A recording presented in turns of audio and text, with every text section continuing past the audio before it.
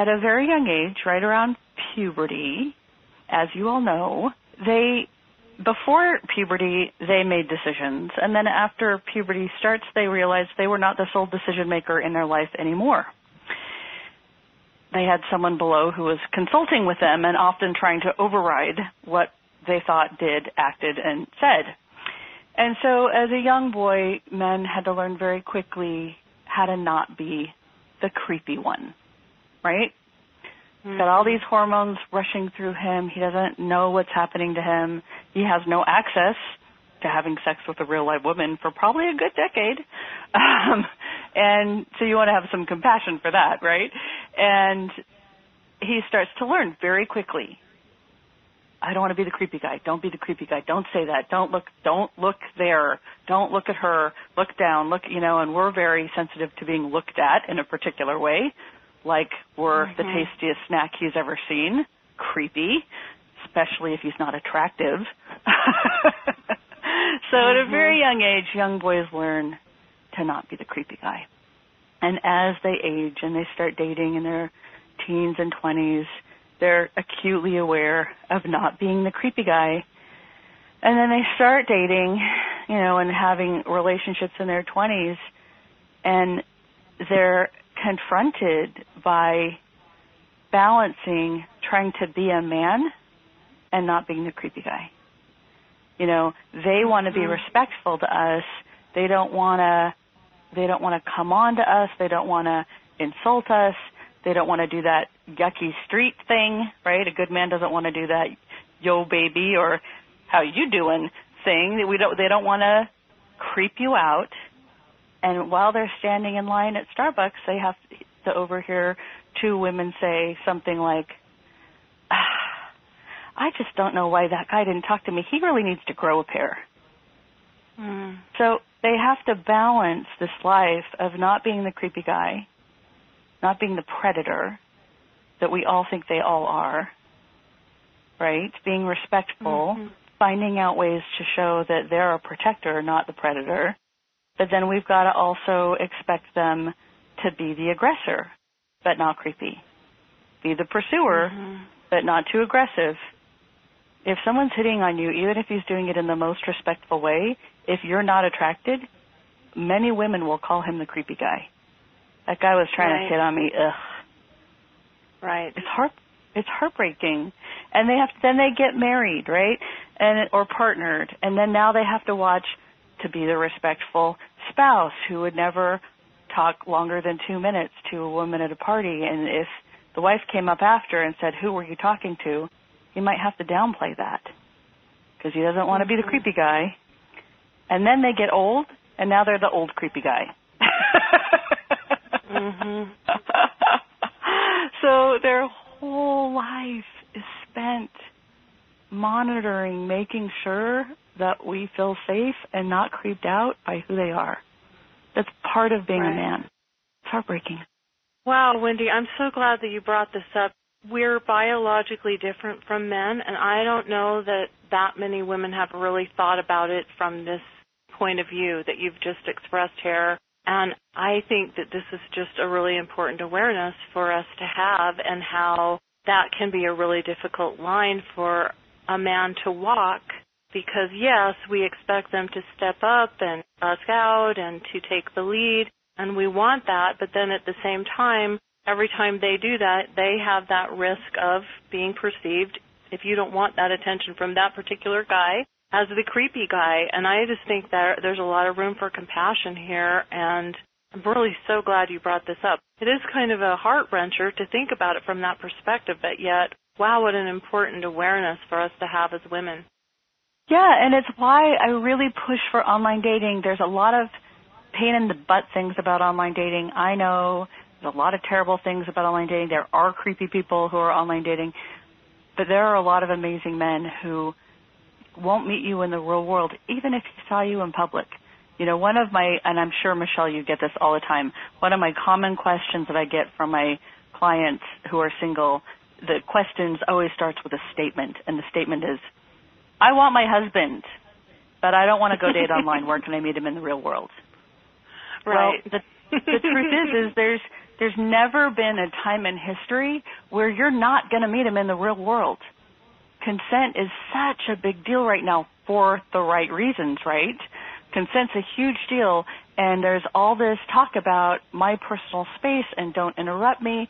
So if he's standing online at Starbucks with you and he thinks you're adorable, he's never going to chance it. Mm-hmm. Never. Even if you had the time and the space and the inclination, he doesn't have your permission, and a lot of guys won't take it anymore.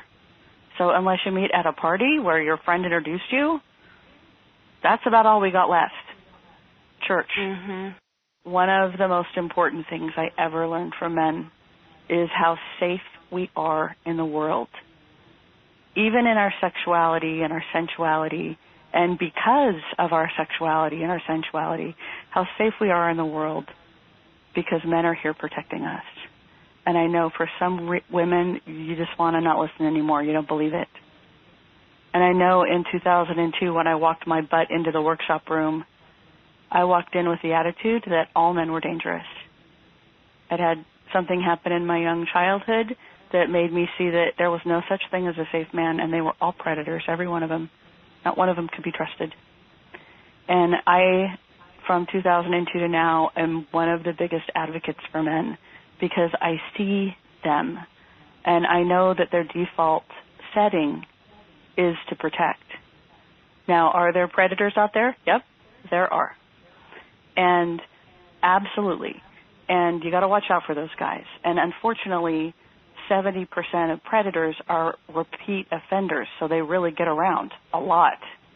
Mm-hmm. So, yeah, they're out there. But the majority of men, like in the 90-something percentile, their default is to protect you. If you walked into a sushi restaurant right now and you looked around, you scanned the room and you saw 11 men, you could count on about 9 or 10 of them saving you if something bad went down. Maybe the 11th one was with his wife and new baby or checking a text on his phone or something, wasn't paying attention to you. But they would rise to the occasion. And I have actually taken it on like a practice, like a spiritual practice, that when I'm out in the world and I'm thinking about it, I got some extra time on my hands, I actually look for how men are protecting me. Because what you don't know, women, there are men on the street when you're on the street that are watching you, that have your back. That if the crazy homeless person starts hassling you, they're going to be there. They're going to walk up and disrupt that. If you're on a really bad date and you actually feel like you're with a predator and you're in trouble, say something to a stranger. He'll pull you out of it. I've seen it happen. I've had that happen. I've asked for that to happen. Men are here for us. And, you know, the really heartbreaking part, and I was one of them, is we think all men are dangerous. I was sitting around my living room having a similar conversation with a very small group of people, both men and women, and two of the women got their hackles up, as most women do, about this, like, you might be having that experience right now. And I had told a story, and they said, "Oh, you're so lucky that you walked away unscathed." And I said, "No, I trust men to have me on that one." And as I'm sitting in this room, I'm watching the response of these two women that were completely unspoken, which are all men are dangerous, in a room of 4 protectors who totally had all women's backs, you know. And it's just this very incongruent world that we're living in. And it has to do with our safety. You know, we feel like we're not safe a good deal of the time because there are some dangerous men, but we need to figure out a way to wire our brain to spot that, to keep our eye out for it, and to really look around and see the other, not the other half, the other majority, and that would be the men who have our back. I mean, there's not a time when, so I used to live in Oakland for a while, and Oakland's really interesting. To live in Oakland, California, everybody knows one thing to be true, and that is with a city of that size and 600 police officers, no matter what happens, the cops are not coming. They're not coming. Mm-hmm. Everybody knows that to be true. So because that is the situation, the cops aren't coming, there's just all kinds of hustle. There's all sorts of cons and hustles, and it's just a drag. When I was living there, the minute Dave fell in love with me, his mission was to get me out of Oakland. But anytime we went anywhere, and Dave's an extraordinary man, but he's also a very ordinary man. He is an everyday man. Every time we'd go anywhere, like the gas station, and he'd look over and some woman is alone in her, trying to pump gas, he'd stand there, he'd wait, even though his gas was done and it was time for us to leave. He'd wait to see that guy who was about to do that little gas station hustle on her. He'd wait it out to see if that all wrapped up okay. And when she drove off, then we drove off. Men do this for you all the time, and you have no idea, because they're not going to step in to say, hey, I'm here to save you in case you need it. No. They don't want to be the creepy guy. They're just going to stand back. But they got you. They got you from afar. It happens all the time. I love that perspective, and something I think about a lot. This is something my husband taught me, this concept of confirmation bias, right, which is basically we form a belief, and so a belief might be all men are creepy or all men are dangerous, in this case, with this example that you're talking about.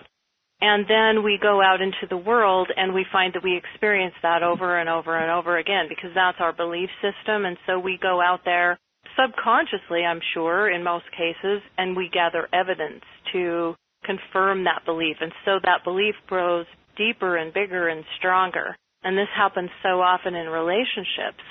And what I really appreciate about what you said and this perspective is that I believe that by having, at least trying on this new belief that most men out there are in that role of being our protectors, we can begin to add to the confirmation bias in that direction, and we will begin to see men in general in a whole new light. And I think that's a really beautiful perspective, Wendy. Thank you.